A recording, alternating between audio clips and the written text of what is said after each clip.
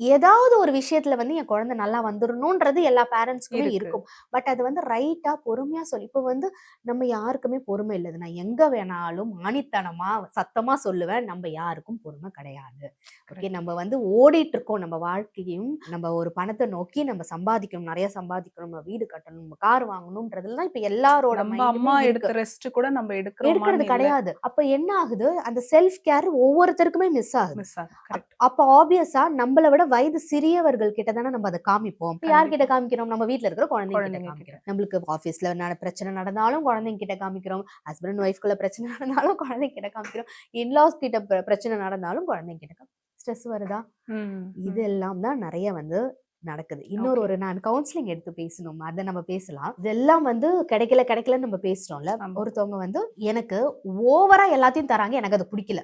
Okay. அப்படின்றத அவங்க வந்து பண்ற அளவுக்கு வந்து கொண்டு போய் விட்டுருக்குது. ஓ! அதாவது she want to live a healthy life. ம். சோ இவங்க வந்து இங்க அவங்களுக்கு ஒரு ஹெல்த்தி லைஃப் ஸ்டைல் வேணும். அதாவது காலையில எழுந்திரிச்சா ஒரு யோகா பண்ணணும். ம். அதுக்கப்புறம் வந்துட்டு எனக்கு ஏதாவது ஒரு ஃப்ரூட்ஸோ இல்ல வந்து ஒரு மில்க் ஷேக் மாதிரி வித் பாதாம் வந்து ட்ரை ஃப்ரூட்ஸ் வச்ச மாதிரி. அண்ட் எனக்கு Dress வந்து ரொம்ப பாஷாலாம் வேணாம். நார்மலா வந்துட்டு எனக்கு எனக்கு கம்ஃபர்டபுளா இருக்கிற மாதிரி இருக்கணும். ஓகே. என்னோட ரூம் வந்து இப்படி இருக்கணும். இப்படின்ற மாரி அவங்க சொன்னதெல்லாம் வந்து ரொம்ப ஒரு நார்மலான விஷயம் தான் இருந்தது. ஓகே. ஆனா இங்க பேரண்ட்ஸ் என்ன பண்ணியிருக்கிறாங்க அப்படின்னா, இல்ல காலையில ஏஞ்சா கண்டிப்பா ஹார்லிக்ஸ், பூஸ்ட் ஏதாவது நீங்க குடிக்கணும். அதுக்கப்புறம் இட்லி, தோசை தான் சாப்பிடணும். அதுதான் வந்து ரொம்ப நல்ல ஸ்டொமக்கு. நீ யோகா அதெல்லாம் வந்துட்டு அப்புறம் பண்ணிக்கோ. இந்த வயசுலயே உனக்கு எதுக்கு அப்படின்ற மாதிரி அவங்களுக்கு இந்த தெளிவு வந்து பாத்தீங்கன்னா, அவங்க 6th ஸ்டாண்டர்ட் படிக்கிறதுலேருந்து இருந்திருக்கு. ஓகே.